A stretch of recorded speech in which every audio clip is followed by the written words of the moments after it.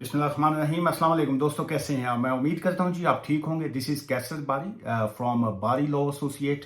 और आज का जो टॉपिक जिस पर मैं बात करना चाह रहा हूं वो स्टूडेंट्स के हवाले से बड़ा अहम है। बहुत से स्टूडेंट जो हैं जब वो यूके में आते हैं वो जानना ये चाह रहे होते हैं कि क्या वो अपना स्टूडेंट वीज़ा जो है वो स्पाउस वीज़ा के ऊपर स्विच कर सकते हैं या नहीं। पहला इस सवाल का जवाब तो ये है कि यस, अगर आपके पास स्टूडेंट वीज़ा है, अगर आपके पास टीयर 4 का स्टूडेंट वीज़ा है, आप शॉर्ट स्टडी वीज़ा पर नहीं हैं, तो बिल्कुल आप जो है स्टूडेंट वीज़ा से स्पाउस वीज़ा के ऊपर, जिसको शादी का वीज़ा कहा जाता है, उसके ऊपर आप स्विच कर सकते हैं। पहला तो आंसर ये आ गया।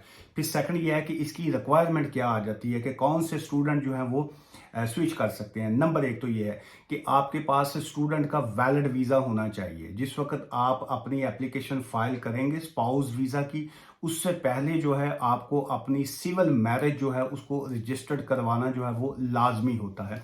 और अगर यूनिवर्सिटी में आपने कोई उनकी फ़ीस पे नहीं की है, आप अगर डिफ़ॉल्टर हैं वहाँ पे 2-3 वजूहात की वजह से। नंबर 1, आपने कोई असाइनमेंट वगैरह अपनी फ़ेल कर गए हुए हैं। नंबर 2, अगर आपने उनकी यूनिवर्सिटी की अपनी फ़ीस पे नहीं की। नंबर 3, अगर आप की जो अटेंडेंस हैं वो शॉर्ट हैं और इस किस्म के अगर इश्यूज़ हैं और यूनिवर्सिटी ने आपका कर्टेलमेंट के लिए आपकी for cancellation of your visa जो है होम ऑफिस से कॉन्टैक्ट कर रखा है, तो आपका वीज़ा अगर कर्टेलमेंट के प्रोसेस में है या वो कर्टेल हो चुका हुआ है, तो फिर आप स्पाउस वीज़ा के ऊपर स्विच नहीं कर सकते हैं। अगर आप एप्लीकेशन फाइल करेंगे तो उसकी रिफ्यूज़ल आ जाएगी। इसकी अब जो रिक्वायरमेंट की मैं बात करता चलूँ कि कौन लोग जो हैं वो स्विच कर सकते हैं। नंबर एक, आपके पास वैलिड वीज़ा हो। सेकंड ये है कि वैलिड वीज़े के दौरान ही जो है आपने अपनी जो मैरिज है उसकी सिविल पार्टनरशिप के लिए लोकल रजिस्ट्रार ऑफिस, जहाँ पे जिस टाउन में जिस एरिया में आप रहते हैं उसके लोकल काउंसिल ऑफिस में आप एप्लीकेशन अपनी फाइल करेंगे कि जी कि मैं मैरिज जो है वो करना चाह रहा हूँ। आपके पास वैलिड आपकी आईडी आ गई। वैलिड आईडी से मुराद ये है कि आपका पासपोर्ट की कॉपी और आपके उसके ऊपर आपका वैलिड वीज़ा।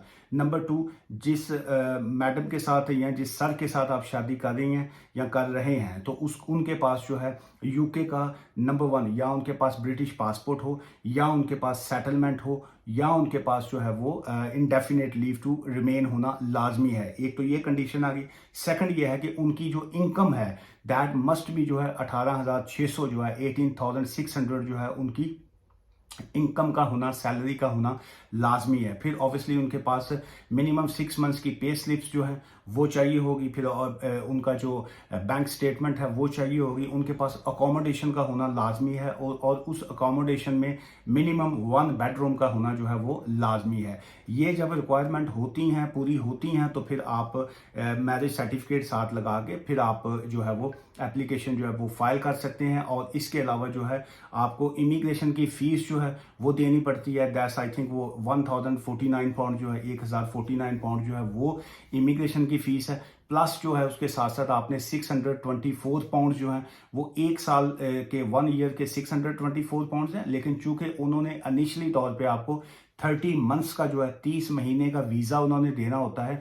अब आप कैलकुलेट कर लीजिए कि इसका मतलब है कि 2.5 ईयर के IHS की चार्जेस 624 पाउंड पर ईयर, 2.5 साल का वो, और प्लस 1049 जो है ये अप्रॉक्सीमेटली जो है आई थिंक ये 2608 पाउंड जो है ये बनते हैं जब आप फीस जो है वो होम ऑफिस को उसकी पे करेंगे। इसके अलावा जो है जो आपका जो वकील है, लॉयर की फ़ीस जो होती है वो सेपरेट होती है। और ये जो फ़ीसें आप पे करते हैं ये ऑब्वियसली ये नॉन रिफंडेबल होती हैं। सिर्फ IHS की फ़ीस रिफंडेबल होती है अगर आपकी एप्लीकेशन रिफ्यूज़ हो जाए और आप उनको कहें कि जी हम आप आगे से कंटिन्यू नहीं करना चाह रहे हैं एप्लीकेशन, तो कंट्री को छोड़ना चाह रहे हैं, तो आप हमारी IHS की फ़ीस जो है वो वापस कर दें। रेस्ट फीसें जो है वो नॉन रिफंडेबल होती हैं। एक तो ये चीज़ें आ गई जी।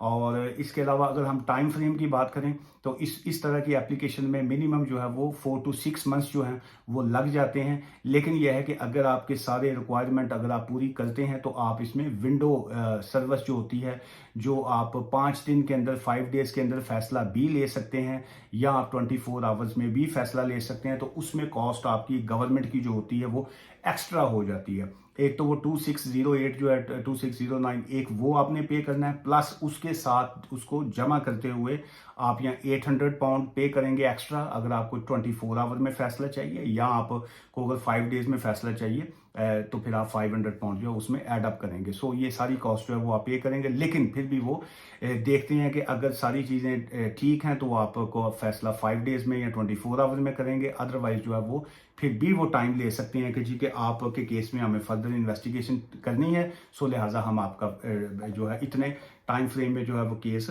का फैसला जो है वो नहीं कर सकते। अच्छा, इसके साथ साथ एक और बड़ा अहम पॉइंट मैं आपको बताता जाऊँ, अगर यूनिवर्सिटी की आप ने फीस अभी तक पे नहीं की होती या इस किस्म की सारी चीज़ें होती हैं, सो उसकी वजह से वीज़ा जो है वो उसमें रिफ्यूज़ल आ जाएगी अगर आपकी उधर से क्लियरेंस नहीं है। ये एक और इसमें सेकंड पॉइंट बताता जाऊँ कि आजकल जो है जब आप सिविल मैरिज को रजिस्ट्रेशन के लिए अप्लाई करते हैं तो उसमें खासा टाइम लग जाता है। उसमें मिनिमम जो है वो बहुत से केसेस में 3 मंथ्स भी लग रहे हैं, लेकिन एवरेज टाइम जो है उनका 60 to 70 डेज जो है वो उनका टाइम लग रहा है आपकी मैरिज को रजिस्टर्ड होने के लिए। तो जहन में रखिए, क्या आप जिस वक्त आपने एप्लीकेशन दी उस वक्त क्या आपका वीज़ा वैलिड था, लेकिन या जब आपने वेटिंग के टाइम में है सिविल मैरिज रजिस्टर्ड के वक्त तक जो है वो उस वक्त तक भी आपका वीज़ा वैलिड रहना चाहिए। आपका वीज़ा उस वक्त तक वैलिड रहना चाहिए जब तक आप स्पाउस की एप्लीकेशन जो है उनको जमा नहीं करवाते हैं।